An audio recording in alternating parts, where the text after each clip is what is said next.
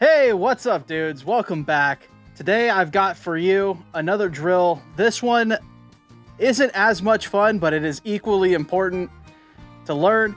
And you'll hear a lot of debate about this drill. You'll hear people argue, it gives you training scars, or this isn't practical.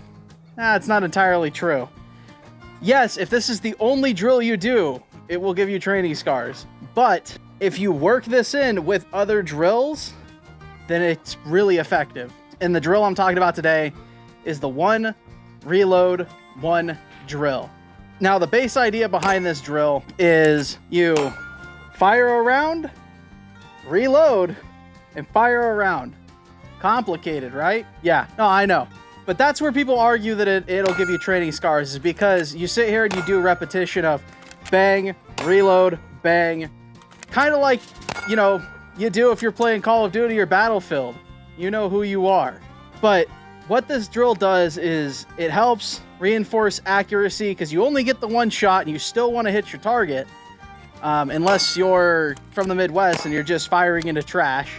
But that's okay. That's neither here nor there. You're still practicing. What this does is this reinforces good habits and becoming efficient with reloading. Because one thing that you need to make sure you're good at if you're trying to compete, or if you've got to defend yourself, you want to make sure that you can reload in a reasonably fast manner.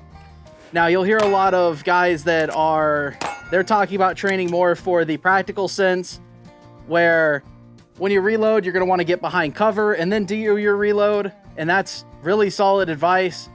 Coming from where I'm at, I do things more I like to think things more on the competition side.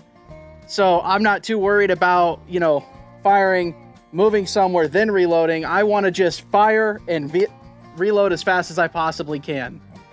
Now, the reason I look at that is because I like to go shoot a lot of competitions. Now, I'm no IDPA or USPSA Grandmaster, nothing like that.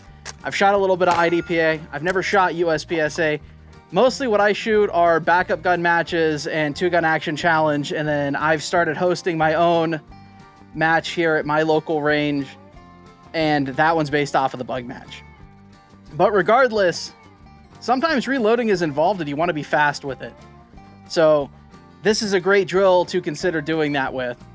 It's just fire a round, pop a new mag in, fire it off again. And then sometimes you can just sit there, and if you've got multiple mag pouches like I do, you can just sit there and just fire, reload, and just get fast and get good at reaching for that mag pouch, making sure your magazine's in a good placement. And it lets you know if you've got your gear set up where you want it. That's pretty much all I got on this drill today. I don't know who came up with it. I'm not a historian. I just like to go to the range and shoot.